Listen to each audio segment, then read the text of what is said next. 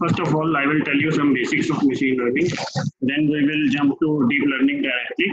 But if you don't know machine learning, then I think you do not need to worry too much about this session. Next will be our deep learning layers. The layers we will use for extracting features. Then we skipped this one, I think. So we will show this practically. What kind of performance metrics you need to know to evaluate your model. Finally, the practical example on biomedical signals and some useful resources. So first of all, this is a widely accepted machine learning definition, which is given by Tom Mischel. We will not go into this definition, but the context of this definition is how a computer learns. It is simply a program which makes computer learn from some previous experience. So if our performance is improving, that means we are learning some task. If the performance is not improving, that means we are failing at learning, or our computer is failing at learning. We need to change some algorithm, or based on our problem, we need to calculate the features. This is the traditional machine learning approach. First of all, there is some database. So in this case, we have assumed that database includes dogs and not dogs, which is a binary problem. So there will be a feature extraction part afterward, which will be human assisted. This part can be manual or can be done automatically with the help of algorithms. So if I go to previous slide, we can see that there are two different objects. So one is headphone and the other is earphone. So can someone tell me how we can differentiate both the objects? Have someone idea? Some visual features? Am I audible to everyone? Hello? Hello, Anupma? Yes, Rishabh, you are audible. Their shape and size we can differentiate. The size and shape are different. Yes.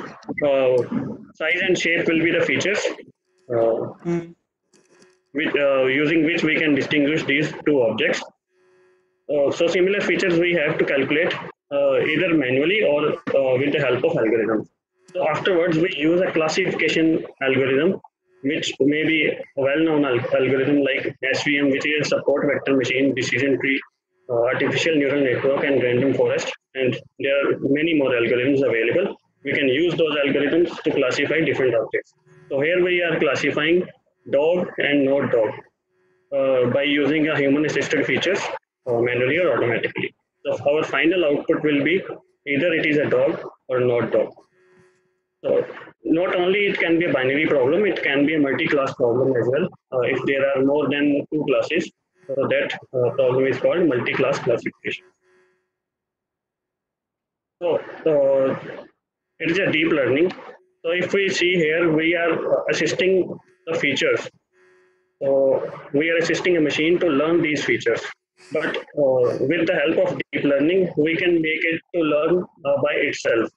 So what our deep learning algorithm does, it extracts features automatically, and the classification algorithm is both embedded. And we get our output whether it is a dog or not dog. So soon you will be comfortable in such algorithms. A deep learning algorithms is implemented by using different layers. So first, we will soon come to that. So we should understand what type of algorithms machine learning uses. So they are classified as unsupervised and supervised algorithms. If we see in supervised Cartesian space, we can see that there are some coloring orange and blue dots. So orange and blue dots specifies that these are labeled features. We already know to which class these features belongs. So such kind of algorithms in which we have prior knowledge of targets, we can say that these algorithms are supervised algorithms or we can say that this is a supervised learning. So if we see on left side, there is no labeling, and all the features are colored single colored. So here we are not able to distinguish which one belongs to which class. So we have a particular class of algorithms known as clustering, and we use those algorithms to make different clusters, but we do not have knowledge how many classes exist in unsupervised learning. So we apply hit and trial method here to classify different a number of classes. So in this example, we are taking the number of classes as 2. Next, the supervised. Next, the most used problem types are in machine learning are classification and regression.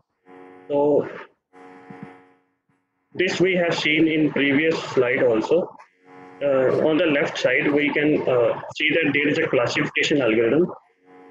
The red dots belongs to different class, which is a circle, and the green dots, which is a plus sign, belongs to different class. So we use a classification algorithm to classify these two objects. So here we can have multiple objects, and we create a function which draws a line between or draws a boundary between two classes. And here, when new data point comes, on which portion it lies, we can tell that it belongs to the other class. So the other type of problem is regression problem, where we do not classify any object, but we need to fit a function. We usually do this during numerical operations like curve fitting. Such type of problems are called regression. Like we need, when we calculate the home loan, or we calculate the price of any particular space, depending upon its different features, like how many space we want to purchase, how many bedrooms are there, and what kind of other facilities we want. So collectively, these features will make what cost of this house will be, and we predict those costs. So such kind of problems are regression. So this is widely used example, which is also called MNIST example. We can have many resources online. So MNIST is basically a database of digits, handwritten digits, which is from 0 to 9. Total 10 classes are there. We can see that this is a convolutional neural network, and from the blue one layers are the convolutional layers, either convolutional layers or maximal layers, and after that there is a flattened layer, which is of orange shade. So flattening tells us that this is the feature vector we have learned from these previous convolutional layers, and after that there is a green and red dots. These are called dense layers, or we can say it fully connected neural networks. It is also termed as a neural network after convolutional features, which learns how to classify the initial object, which is 2. So at last layer, if we observe, there are red dots, which is 0, 1, 2, and up to 9. We need 10 outputs here. So if we can see, a human can easily tell that this is 2, but a machine cannot tell that it is a 2. So the 10 outputs we will have some confidence value. Like for 0, it will have some confidence value 0.1, 0.2, or something else. But for 2, it should have maximum confidence value. After setting a threshold, like if it is a greater than 0.5, or we can use other method, that what is the maximum value here. So if we will get the maximum value for 2, the confidence value for 2 is maximum, then we can say that this object is 2. Otherwise, we cannot say. Otherwise, it will be misclassified. So we will soon come to that. What are the classified objects and what are misclassified? These are some of the deep learning layers we mostly use in making a convolutional neural network. you can search from the internet. There are many layers, so I cannot specify all the layers here. So I think you will have basic idea after this session, and you can search other layers too. So there are 4 layers: convolutional layers, max pool layer, activation layer, and dense layer. The convolutional layers evaluates the feature on images. So like if we see here, there is a portion of image, and there is a mask, 3 by 3 mask and 5 by 5 patch of image. So if you will see, there is a sum of product between this mask and between that image, and this is a rolling on this image, and whatever we are getting on the right side, it is a feature vector which is a 2-dimensional. But what is happening here, that 5 cross 5 image feature is converting to 3 cross 3. That means the dimension reduces when we use convolutional layers. So if we do not want to reduce these dimensions, we have to do zero padding here, or zero padding to the image. If we do zero padding to the image, the resultant matrix will be 5 cross 5. So we should move to next slide, or if someone has question. Okay. So there are some positive values here, and there are some negative values. So how to manage these values? We use activation functions for that. But before activation function, we need to learn what is a max pool. So the max pool layer, what it does, it chooses the maximum. It chooses the maximum value with a 2 by 2 patch, or you can choose the patch size even more, which can be 3 by 3, but it cannot be 1 by 1, because if you will choose one as a tool size, the resultant matrix will be same as initial one. By doing here, we are choosing the most prominent features from an image. Like here is a 8, and here is 6, here is a 9 and 9. The resultant output is 8699. So these are most prominent features after applying convolutional layer and then applying max pool layer, which will help us to classify our image correctly. These are activation layer. We use these functions to manage the output from the previous layer, like rectified linear unit. What it does, if the value of previous layers is if some values of previous layer are negative, then it will negate all the values and replace 0 in the place of negative values. But if it is a positive value, this is a linear function and it will remain as it is. So mostly we use rectified linear unit and softmax activation layer. Softmax activation layer ranges from 0 to 1. So which means this layer is optimal for classification layer. Most of the time we use this layer at the last layer of our algorithm. And there are some other activation functions like Leaky ReLU here. So in rectified linear unit, what happens? The negative values are replaced by zeros. But in Leaky ReLU, there is some constant alpha. If the value of the negative values will change according to the alpha value. The rest is the same as rectified linear unit.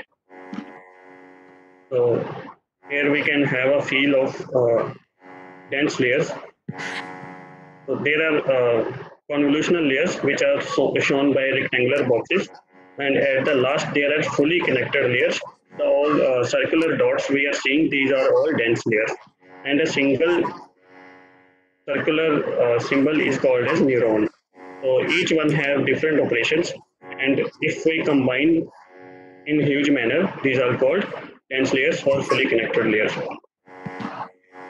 So now I'm going to share a practical example with ANN and CNN for classifying these 5 types of beats. Actually, this is a ECG beats taken from online MIT BIH data. So first one is a normal beat. For a normal person, the pattern of beat is like we can see in first image. And other four types of images are normal one. Second one is paced beat. The patients who have pacemakers in their heart, the pattern of this beat is different from the normal beat, as we can see distinguishedly. So what we need to do here, we have to learn this pattern. So next is right bundle branch block, and left bundle branch block and premature ventricular contractions respectively. So as we can see, all the patterns are different. Now what our algorithm will do, our algorithm will try to learn these patterns based on based on these patterns. We can tell that whether this beat is normal, pace beat, or right bundle branch block, left bundle branch block, or premature ventricular contractions. But if someone is unknown to machine learning or deep learning, so we are not going to classify only these five classes, but we have the database behind this. We need to train our algorithm first and tell that algorithm that what is normal and what is abnormal. So after learning these different types of beats, our algorithm will try to distinguish whether I have learned correctly or not. So we are going to some practical example.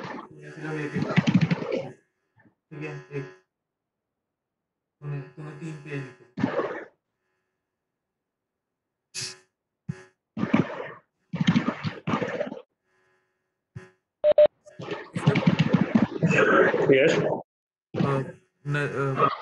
Video slides are not visible.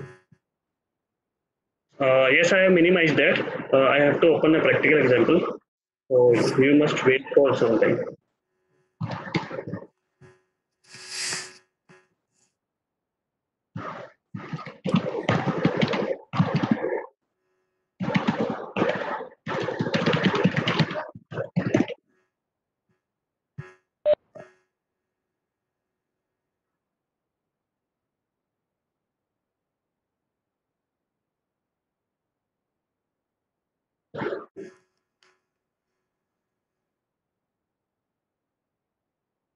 So first of all, let us have a look and feel of the data we are going to use uh, in this project.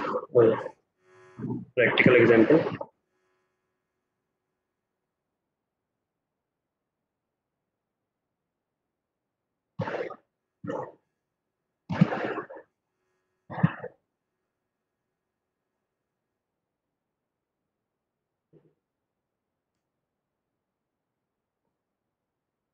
So this is the already pre-processed data I have accumulated in an Excel sheet. So if we'll see this sheet, there are some features, and we can see the pattern of this. Nothing is. Yes. You need to. Excel sheet is not visible. You need to share it. Okay, I need to share it. Let's go. I must share. I think it is shared already. Reshare it. Let me share it again. Let me share it again. Reshare it. Is it shared now? Yeah. So this is the data we are going to use in our example. On the right side, you can see the normal beat, ventricular beat, and paced beat. These are the symbol given to different types of beats by MIT BIH. I can show you how many different types of beats are there.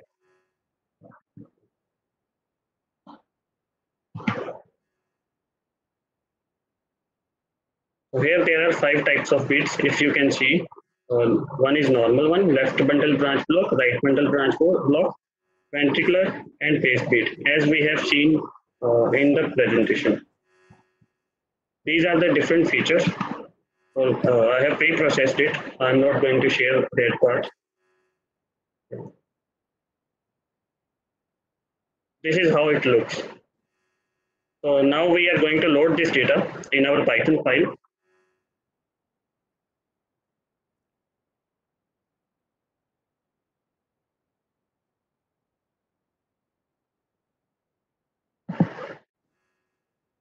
So Jupyter is visible to everyone. Yes, Rishabh, is it visible? it is visible. It is visible. Yes. So now we are going to move with practical example. The first block, in the first block, we are going to load the data. So we have loaded it. So the star symbol shows that it is running currently.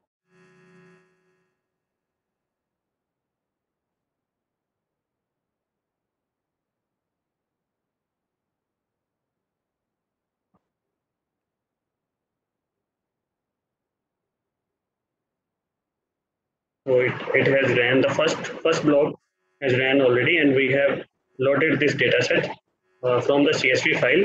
We need pandas library to read CSV in Python, and this is the NumPy library which we will use for numerical operations like matrix operations and all.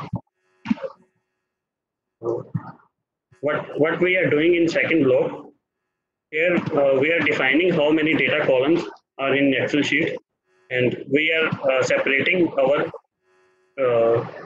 our target variable and our feature vectors.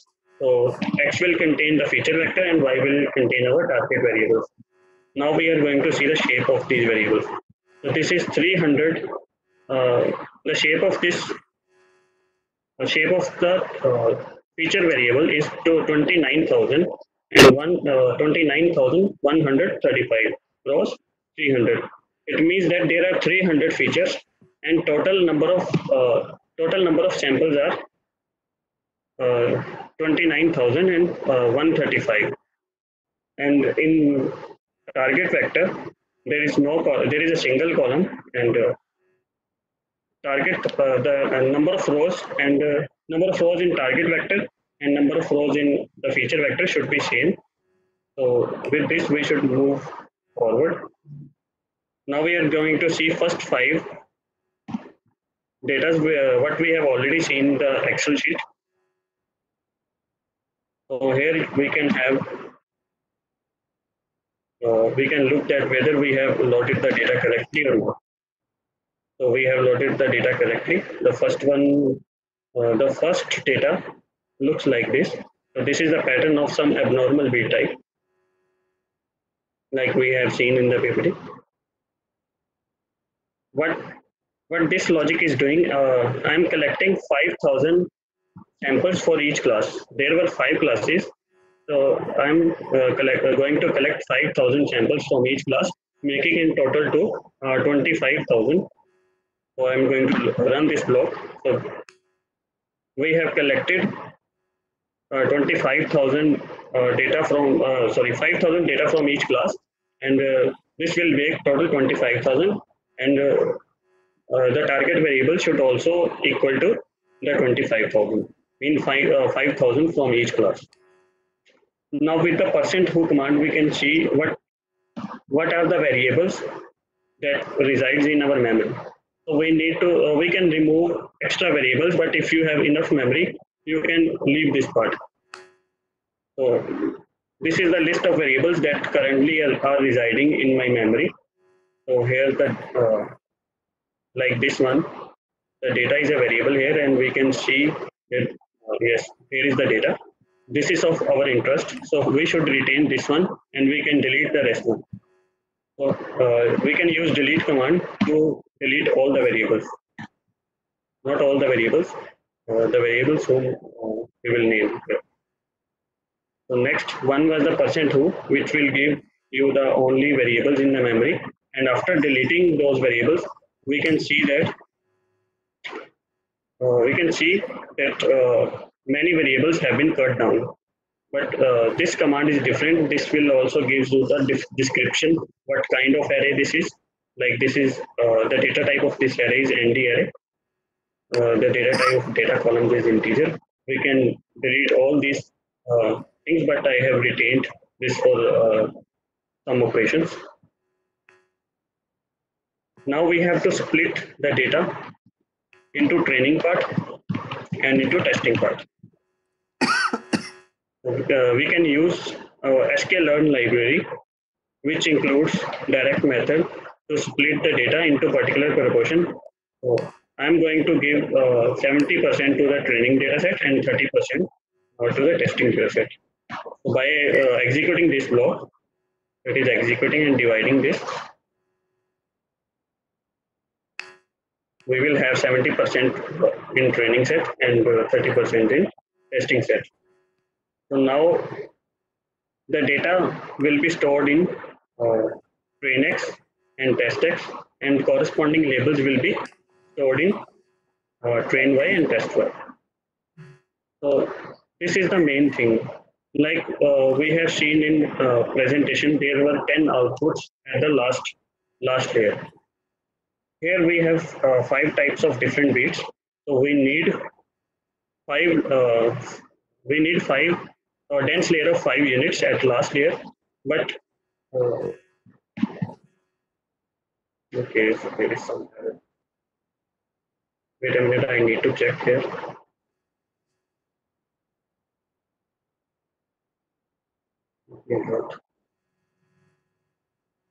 No module named Keras.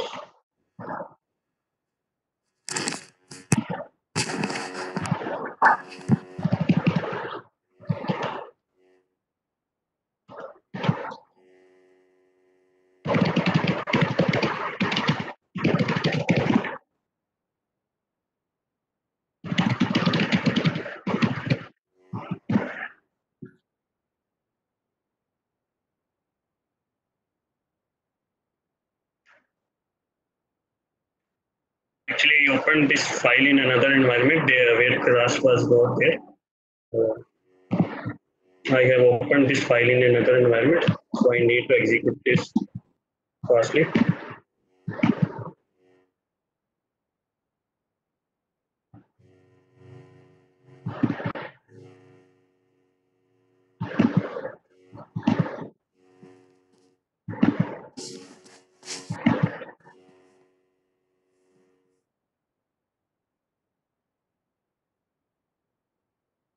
So what here we will do, our variables will be in the form of zeros and 1, 0, 1, 2, 3, 4.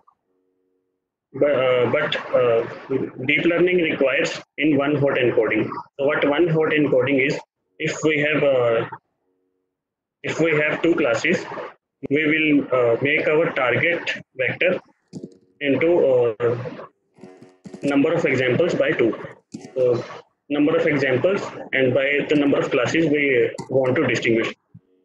So we can say before hot encoding, it was 17,000. The testing set was 17,500 cross 1. And after one hot encoding, this becomes 17,500 cross 5. So the logic behind this one hot encoding is the last layer of our deep learning algorithm or neural network requires 5 outputs. So here the first target vector in the training data is 1, 0, 0, 0. What does it mean? That if first condition is hot, that means it belongs to a normal class. And first vector in testing data. So in testing data, first vector, the one is on 3rd position. That means there is some abnormal bit. What we have seen, I think it is a right bundle branch block.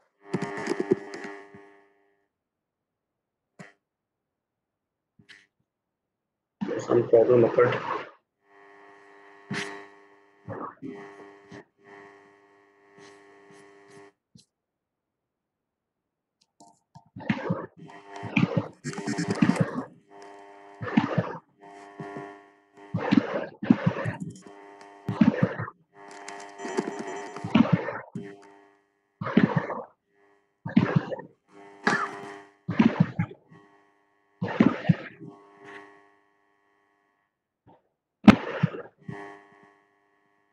So now our first vector has changed. That means whatever splitting has been done by the split method, it is all random. So here we can see that first vector in testing data is abnormal, and the last one was premature ventricular contraction, which is an abnormal type of beat. That means patient have some cardiac problem. So we are going to compile. This is only first we will make an artificial neural network. So here is a library that I have told you earlier that we are going to use. It is a Keras library, which is helpful in making neural networks and deep learning algorithms and various different kind of architectures. So we have used import Keras, then models, and then layers.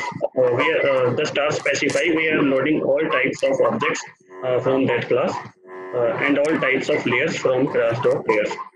So here we are using a sequential model in this case. The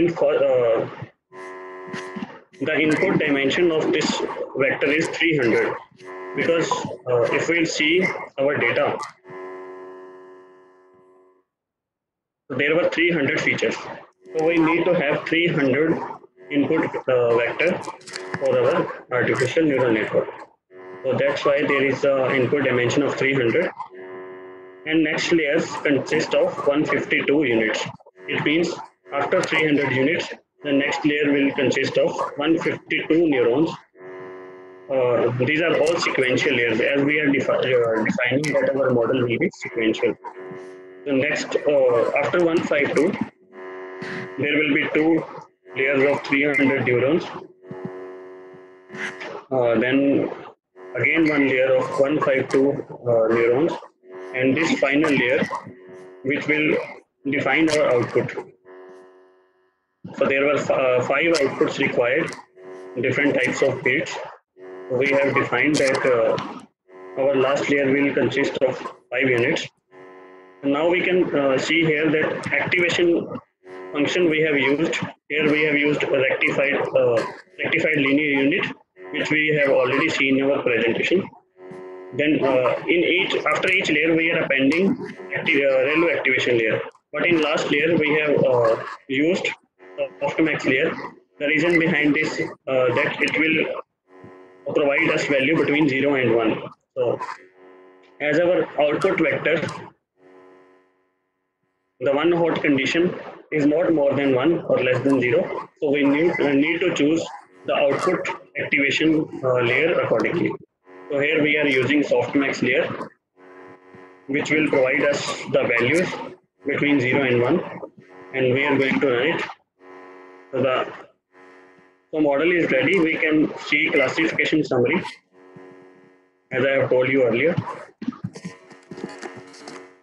After input layer, the first layer is first layer consists of 152 neurons, and whatever we have defined here accordingly. So we can see summary for observing that our model is correct or not. Now we are going to train our classifier with the help of training data. This is the training data which we have splitted in previous step, and these are the target variables which are one hot encoding and will provide us 5 outputs. So the batch size, how many samples you want to train at once. So we can change this batch size according to the GPU memory. But if we will exceed this this from the GPU memory, the GPU resources will exhaust. Then next, there are how many number of iterations you require. We can define it in epoch variable. Then verbose. Verbose, it means the same as a dictionary meaning. How many metrics you want to observe, like accuracy or some loss or something else. And we are going to validate this model with our test data, which is test X. This is features and these are target. So first, it will predict to which class these features belong. Then it will compare with this feature output vector, whether that output class is same or not. I'm going to train this with 10 epochs. keeping the batch size 100. So the training has started, as you can see.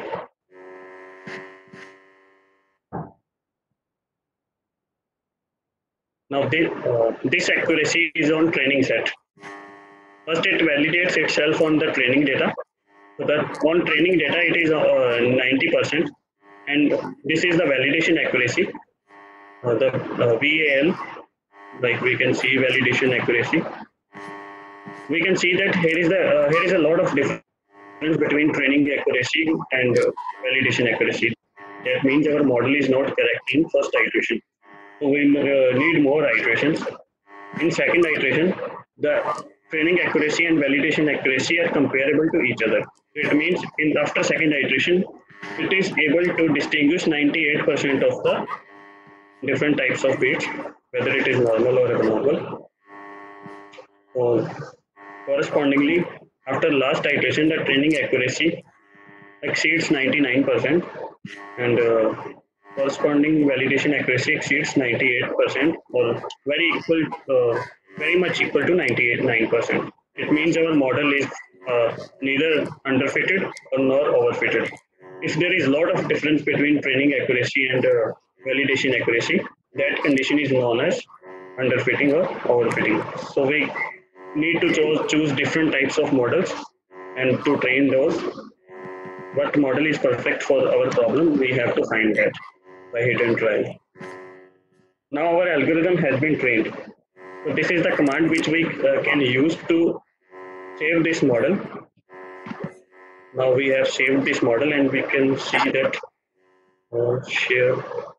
I have to share other slide.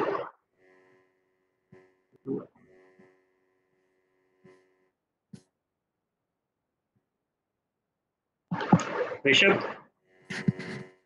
Hello? Hello? Hello? Rishabh? Are you able to see the, No. you are able to see what you are able to see? Nothing. I'm not able to see anything. Okay, you are not able to.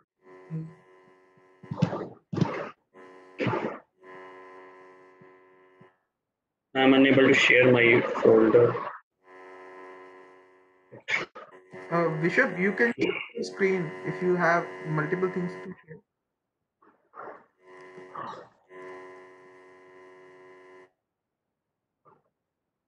Yes, I know how to share it. Where it goes.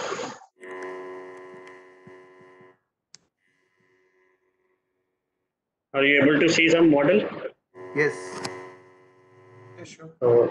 This is the model which we have saved, and we can observe this using Netron software, which is available on GitHub.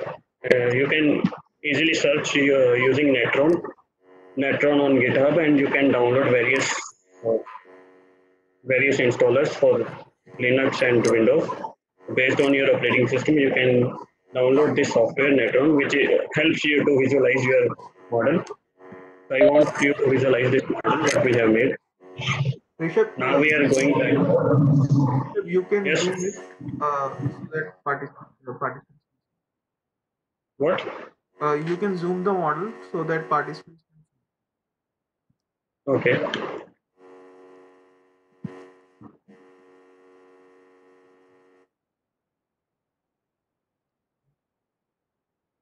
Is everybody is able to see? Yeah.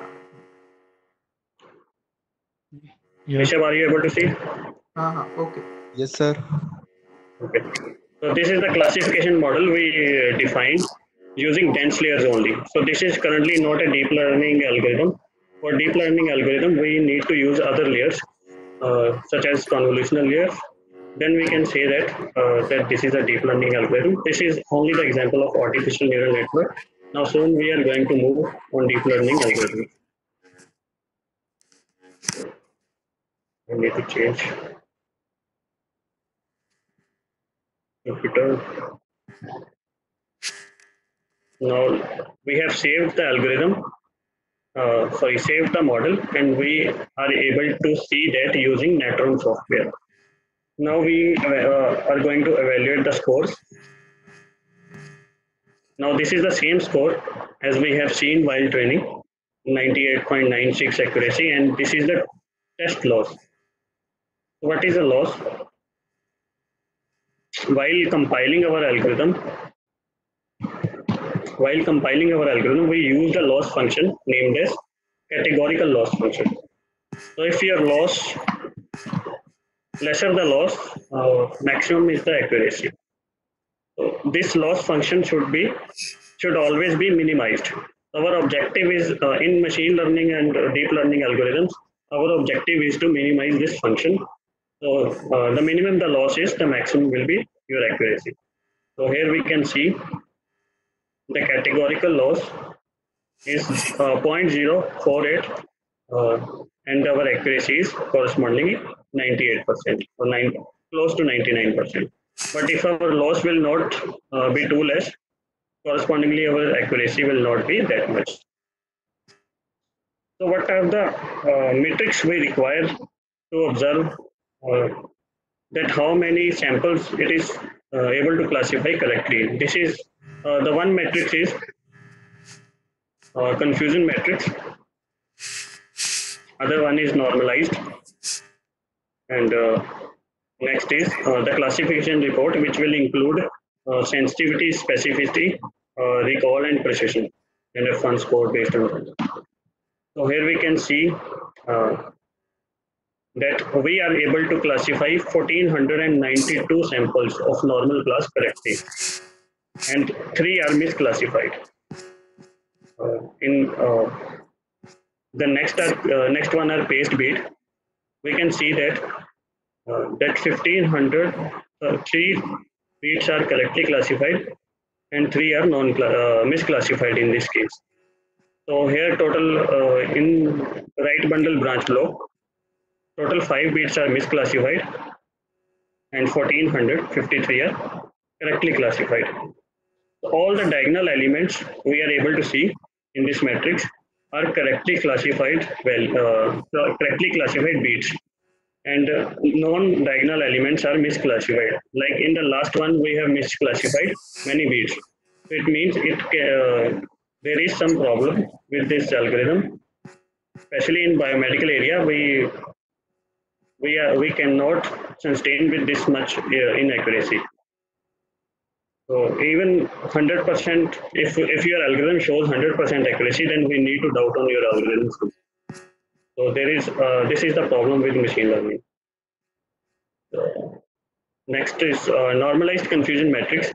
So we can normalize our confusion matrix between 0 to 1, but the problem with this matrix is it does not show how many samples we are we are using in this case. So like we can see here that 99% of the normal beats are correctly being classified, and the rest one are 0%. So we cannot say that how many samples are exactly misclassified.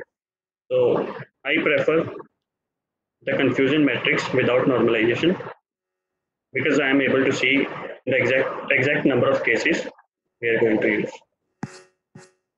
Then classification reports include your precision, recall, and F1 score.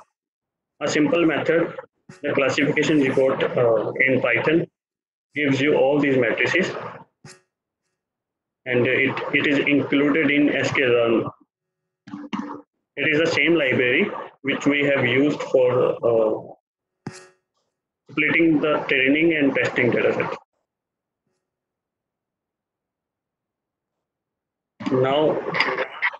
Now we need to change the shape of data.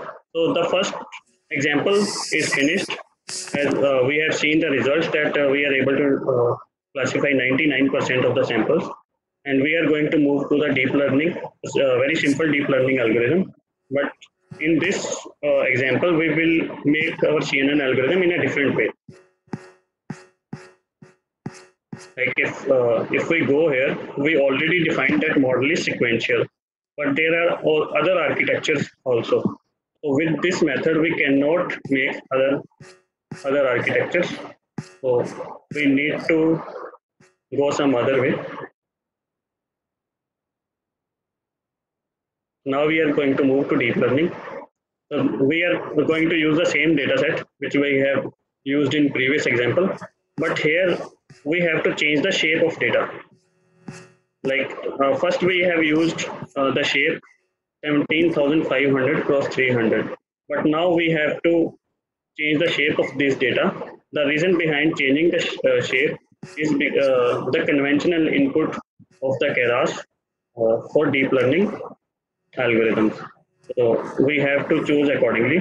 If we will keep it as it is for ANN, it will not work.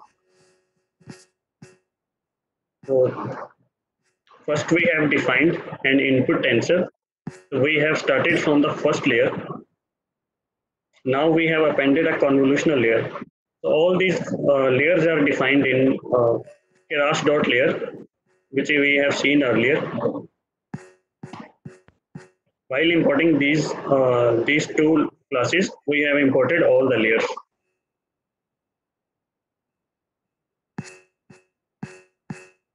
So we have used the first layer as convolutional layer. What it will do, it will apply convolutional operation that we have seen in presentation, that a patch of a mask was sliding on the image. But here, since we have a signal of one dimension, so we cannot use two-dimensional convolutional layer. If you have image to process, you should use 2D convolutional layers here. And number of convolutional filters, how many masks we want to use in our algorithm, we can define it here. Uh, like in presentation, we seen a single mask operating on image. If we want more features, we can increase the number of these filters, the more features we will get. Then in presentation, we used 3 cross 3 mask, but we can choose whether your mask should be 5 cross 5, 5 cross 5, 7 cross 7.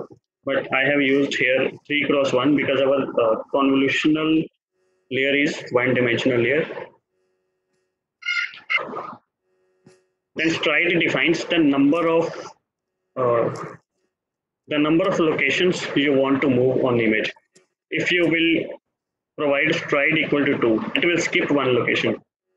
But if you will provide stride is equal to 1, it will not skip any location while performing convolutional feature. Next is padding. If you will write padding padding is equal to same. So there are only two options. By default, it is valid. But if you will provide the padding is equal to same, the dimensions will not change after performing convolutional operation. But I prefer to use valid because it decreases your feature vector size. But in some cases, we can use padding is equal to same as well. Now next, we studied that activation layer. There were various functions, and I have appended a ReLU function. Either we can use, we can write like this, or we can write simply in double quotes. So automatically it will take ReLU function after the convolution layer. Whatever the negative values will be after convolutional operation, those will be replaced by 0. Now, when we appended convolution layer, we can see that here is the input tensor, which is the previous layer to this convolutional layer. Now, while applying activation layer, we must append previous convolutional layer to it. It is similar to linked list in C. It is making a linked list type architecture. Now next is maxpol layer. While applying maxpol layer, we since we are using one-dimensional convolutional layer, so we have to use max pooling of one dimension. And I am taking the pool size 2. That means it will decrease the size of our matrix by 2. Because it will choose the maximum value from 2 blocks. So now we are appending the previous layer to it, which is activation layer. And again, convolutional layer. So when we are appending convolution layer, we can change the number of filters. So let us change the number of filters here. We can also change the kernel size, the convolutional filter size. Let us change the stride also, and you can keep it same or keep it valid padding value. The previous layer was max pro layer, so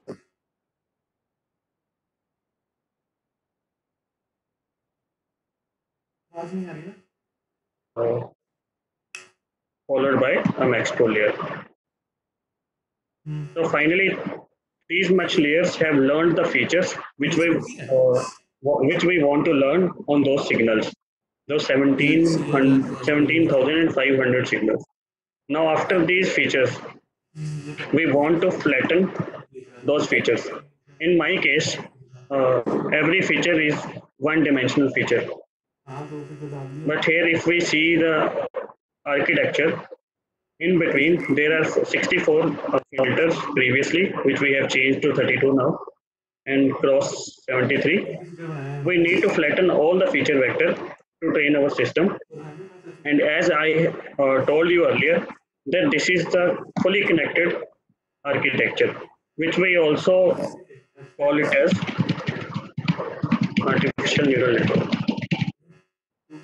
Whether we have used this portion previously, the model we made was included dense layers only, and now we have appended the various layers which learns the features, followed by a simple artificial neural network. Here we can see the output units are 5 again.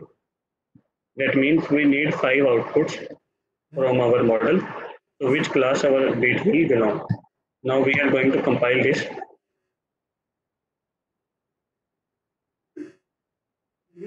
I request you to search for different types of optimizers. What type of optimizers is optimal for your problem? Various loss functions and various metrics also. That is, the model has been made. Now you can see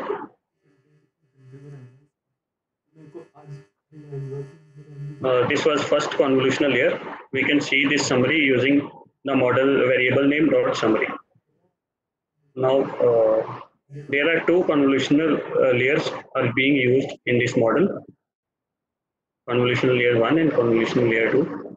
One activation layer after first convolutional layer, one max pool layer, and same block afterwards. Finally, we are flattening our feature vector. We cannot feed this two-dimensional feature vector directly to our artificial neural network. So first we need to flatten it. Then we can choose how many neurons we want here in dense layer. So I think we must change it to 500. Let us use something new. So after 100 dense layer, this dense layer consists of 100 units. After this dense layer, a dense layer of 5 units will be used for final output, and an activation function which will be obviously a softmax. Here we can see this is a softmax because we want to normalize our output.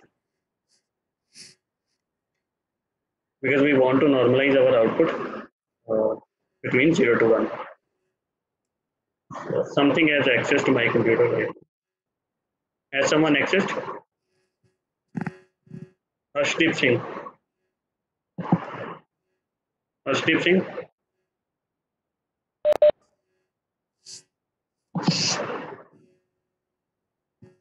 So finally, our model has been made.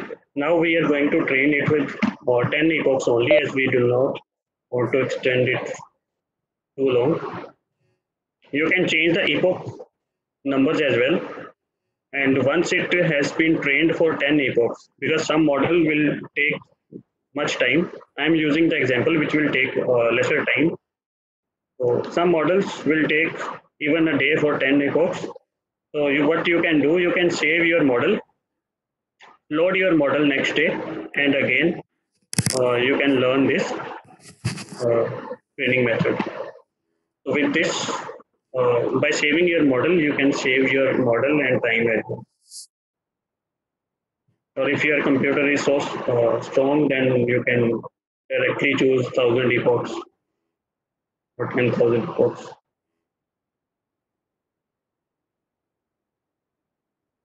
Make sure that you have enough GPU before running this server.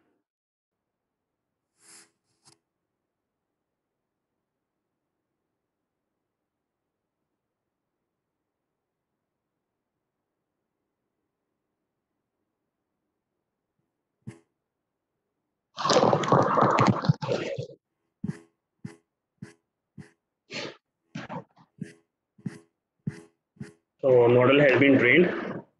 As we can see that our final accuracy has been improved.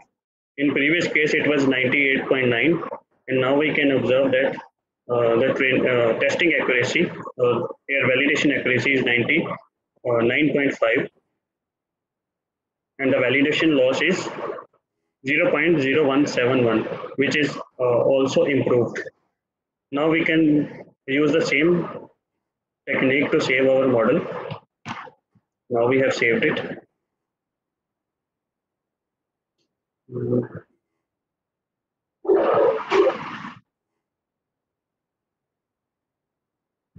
In next block, we are going to compute again the same matrix. Now you can see that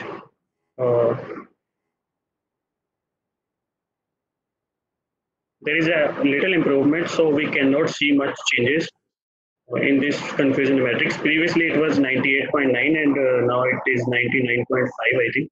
99.5, yes. So there is not much difference. So we will not be able to observe much difference in both confusion metrics.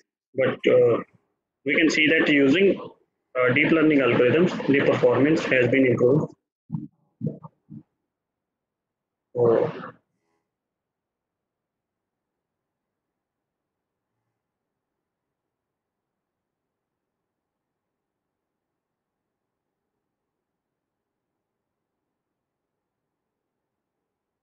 I'm going to show the model we have made using deep learning.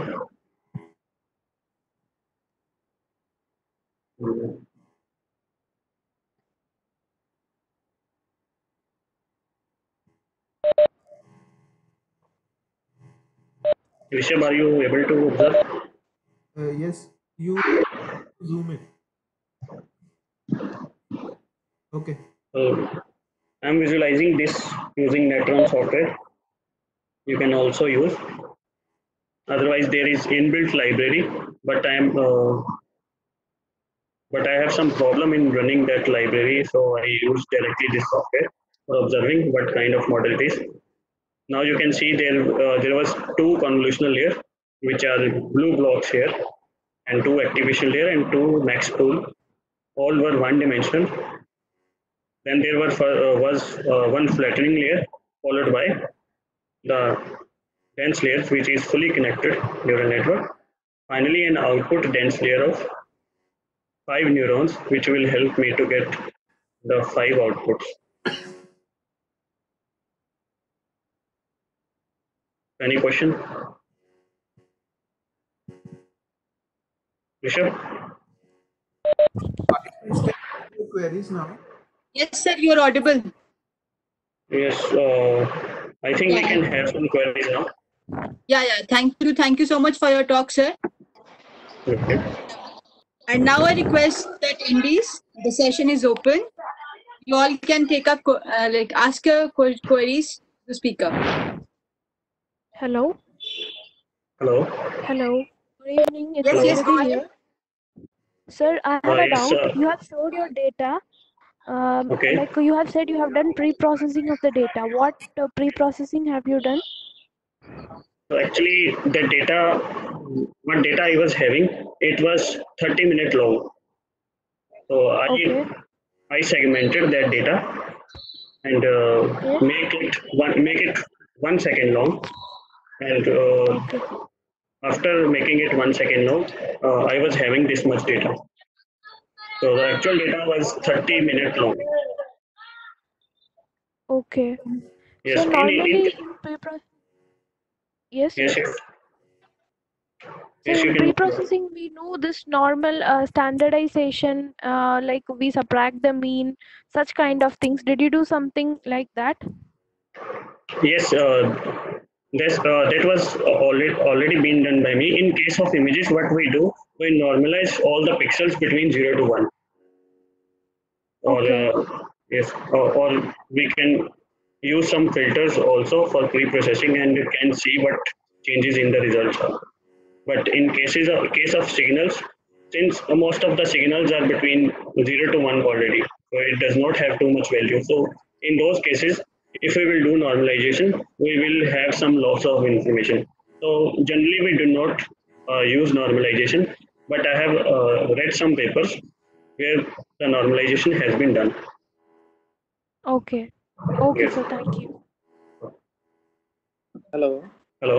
Okay. Yeah. Thank you. Akshay here. Yeah. Hello. Can you hear me, Bishop? Yes, I can hear you. So I have a couple of questions. So what is the typical sampling rate used for this kind of applications? You said you have 30-minute long data. So what's the The sampling rate? sampling rate of this signal was 360 hertz, means 360 samples per second. So And yeah, okay, that's yeah, fine. I segmented the data to 300 samples. Okay. And my second question is, so how different your test data is from training data set, or how complex it is? Actually, it was a simple application I want to show you so that you can have an idea. So in this case, there were uh, there were 47 patient data, and I cut down this data to 5,000. So total it is the data of 47 patients. Okay, so you are showing some illustrations of coding, Yes, right? I showed the illustrations. Those who are not familiar with deep learning algorithms and machine learning, this was for those. Any other And question? one more thing, you choose that number of neurons in very first layer as 152. So Yes, any particular reason for ending up that number, or it's a random choice? it is actually random choice, but most of the time, what I have observed in various models, they cut down it to 1/2. Means if your input is n, the next layer they choose is n/2 plus 1 sometimes, n/2 plus 1. But I don't think that matters. You can choose it differently, and you can observe what is the optimal model for your. Okay, thanks.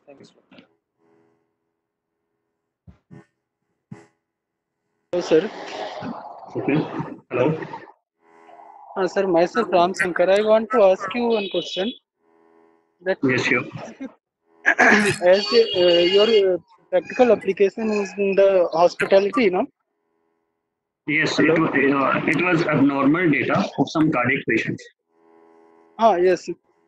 When a cardiac patient will be tested and their data will be collected near to any doctors, and Okay. then how you will be going to evaluate those data by your AI or ML? Yes, we are going to evaluate this. Currently, we have not done that, but in future we are going to do that. And one more thing, what is the main function of max pooling? That one layer that you have discussed there, Yes, it is only going to differentiate the maximum number out of four or six matrix, nine matrix. yes. Are you able to Then what see is my the screen? main? Yes, I'm able to see it. Yeah. So max pool layers, what it does, it chooses the maximum value uh, by the mask which you have chosen. Here we are choosing 2/2 mask, and we are getting the maximum value as 8 in first 2 cross 2 matrix. But what does that mean? That it will choose most prominent data. But if you want to use the collection, I'm hearing some sound. I'm hearing some sound behind you. So what does it do? The Maxpol layer will give you the most prominent features. So and Also, it will avoid the overfitting because it will make your data lesser than the original. If you want to choose a combination of all these features, you can use average pooling also. As I earlier told that there are many layers you can explore.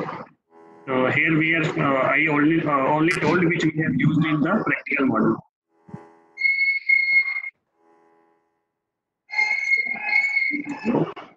Next question.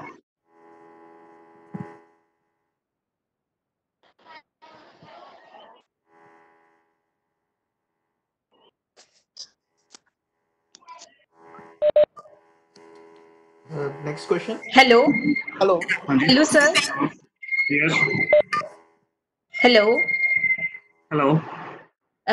Sir, you have done this implementation in which all the classes are balanced. What modifications to be made if the classes are imbalanced? So in case of imbalanced data, we will end up having a wrong trained model. But if your classes are imbalanced, then we can use data augmentation technique. We have other techniques such as SMOT, which is sample. What SMOT does that it oversample the minority classes to make the data balanced. But many papers have suggested that SMOT is also not a good algorithm, and they have modified the SMOT algorithm as well. So you can use many other algorithms to balance your data and then train your data.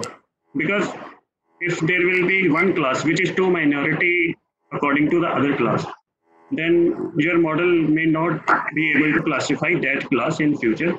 So I recommend you to use some data augmentation technique or some algorithm which can balance your data. Hello. Hello. Okay, sir. Sir, another question. In CNN model, you have done reshaping of the data, which is used Yes. by the subsequent layers. How that reshaping of the data is done? What are those three parameters which are being reshaped in Wait a minute. 1D model? In CNN model, Yes, sir. In CNN model. okay. In CNN model, I applied only flattening layer. No, sir. Prior to this, that is input shaping of the matrix. Sir, Okay. Should I something share more that screen? prior. Should Sir, I share it's that screen? in 32. That this is 33 point. Please refer to 32 point. 32 point. Yes, sir. This is cell 32. index 30. Yes, sir. This one. Yes, sir. Okay. 300 comma 1. What does this depicts? This depicts that your input shape is 300 cross 1 because my signal was one-dimensional signal, and conventionally it is cross conventional input. You have to reshape your data to 300 cross 1 if your input is of one dimension. For in case of images, if suppose you have image, you have to append. Here it is in number of channels, but in case of signal, I have only single channel here. So I'm using a single channel data. That's why I have appended one here.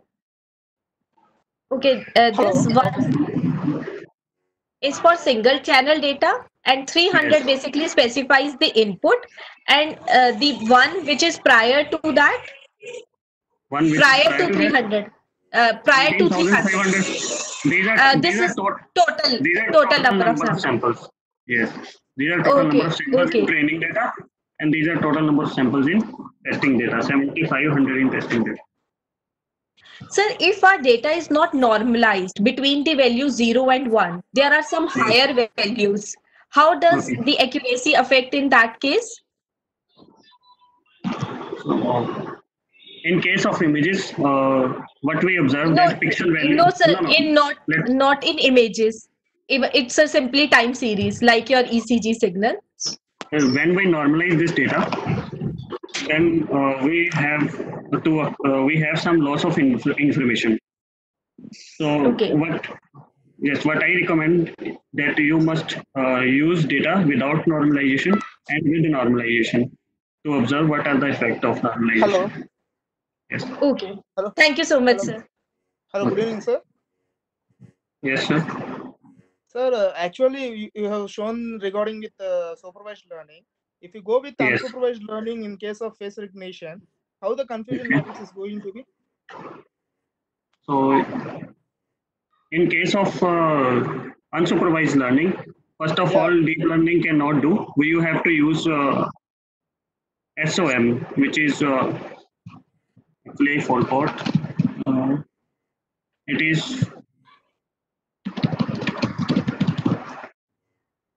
self-organizing maps. You can use self-organizing maps for Okay. unsupervised learning. Okay. Unsupervised learning of what was your problem? Face recognition? Yeah. In case of face recognition, if you're going for unsupervised No. learning, In that case, we cannot.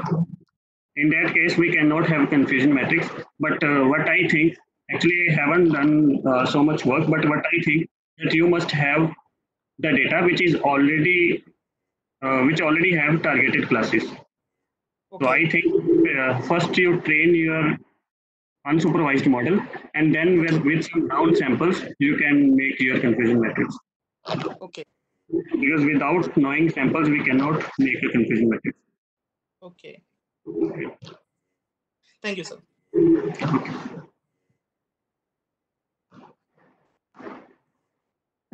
Hello, Vishab. Hello. Devendra this side. Devendra, go ahead. Yes. So, what is the feasibility of this model in real-time application? What is the feasibility of this model? Like the accuracy of the model you have shown, that is 99.95. As yes. You have done the pre-processing by cropping the signals, like your desired signals, normal and abnormal. But Right. in case of the real-time application, we are getting real-time signals. Okay. So, Yes. what is the feasibility of this model? Can we use a real-time signal in this model and can get the same accuracy, or the means how you will handle real-time? Obviously, we can use this model. So in real time, we will have a time series data. Okay. So we have to append the pre-processing steps, which will segment the data automatically, and then we will provide that data to our algorithm to observe that to which class it belongs. I So we think can, automatic segmenting is not means it has not very much accurate. As we are doing the manual segmenting, so as we know that it is a normal and the another one is an abnormal data. But in case of the automatic segmenting, yes. I don't think it will be automatically segment which one is the normal and one is not normal. Yes, obviously segmentation accuracy will also affect the accuracy of this model because it will have a cascaded effect. But the researchers have shown many segmentation models which are giving you 99% true positive value in case of segmentation. But we are also doing some other type of algorithm which can exceed those accuracies. So obviously the segmentation will affect the accuracy, but I think what literature suggests the accuracy which already provided algorithms have given is enough to implement this in real time. Okay. One more thing. What is the time difference between two beats? Have you observed this? Is it a constant or it vary with the time? In a time series data? Difference. Yes. Okay. Okay. Yes. In case of interval, where the interval will be changed, we have to take the signal which is of much length. But it was a simple example which I have shown to you. So here we are differentiating 5 types of beats. In these 5 types of beats, the time interval doesn't matter. Only the shape of the signal matters. So that's why I shown you here the 5 class algorithm. in case where the beat interval matters, we have to take 3 or 4 second data in that case. So Okay. the segmentation is not going to work in that case. Mm-hmm. Okay. Thank you, Yes. Bishop. Okay. Hello. Hello. Yeah, so any more queries? Yeah. So, hello. Hello. Hello. Can you hear me? Wish. Yes. Yes, I can hear you. So, what do you think? What this network is learning?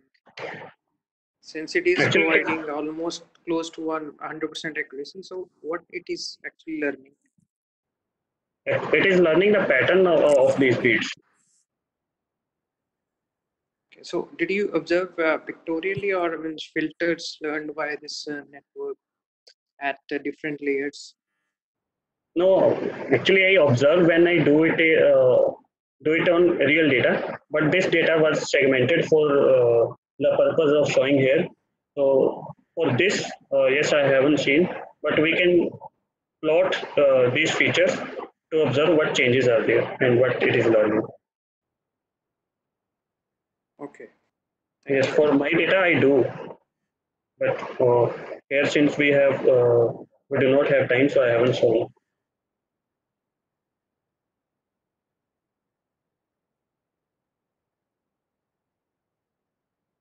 Any other query? Okay, so thank you, sir. I think we should wrap up this session. Yeah. So there are some queries from the participant that to share about the make an announcement that the recordings of this session will be uploaded on our YouTube channel. So you all can go there and just check out if you have missed anything. But additionally, sir, if you want to share any links, you can share in the chat box right now. So let me Ashok, share sir? you one GitHub link for this Yeah. code. Yeah, any link if you want to share, you can upload it right now in the chat box window. Yes, wait a minute. Actually, I have some link to provide you. Yeah.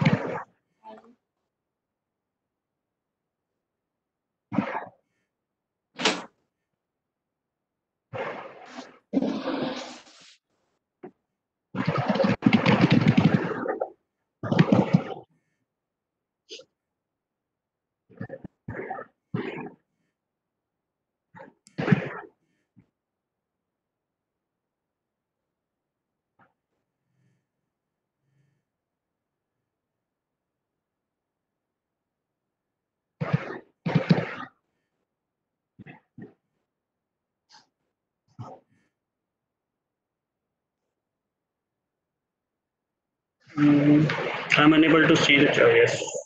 Chat box. To everyone. This is the GitHub link where you can see this code and data, and you can run on your computer. If you do not have sufficient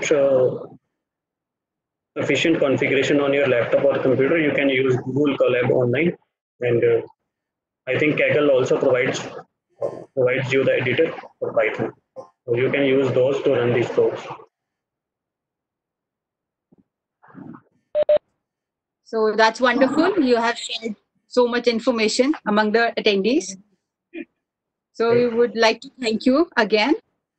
And now I request everyone, let's have a selfie photograph. So kindly switch on your cameras. Let's have a photograph with the speaker to make it more memorable for him. Yeah, everyone. Sir, can you minimize your screen, like close your... You can click on. I need to share, I think. I need to stop sharing. Yeah, you need to click on stop sharing. Yeah. So we are waiting.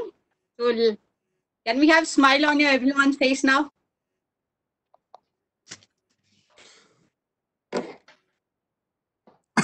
Yeah, perfect. So any more getting in?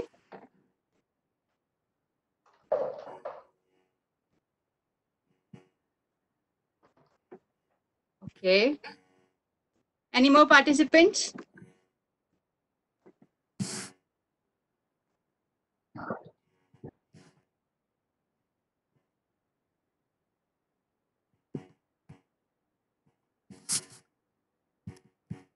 Tomorrow again?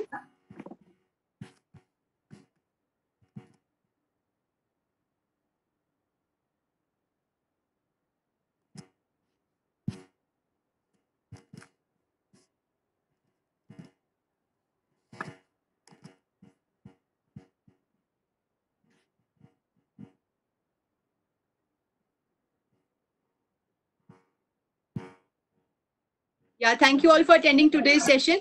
See you tomorrow. Bye. Thank you.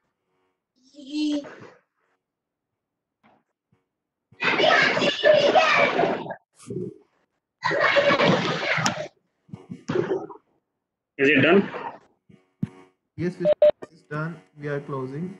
Thank you to all the participants.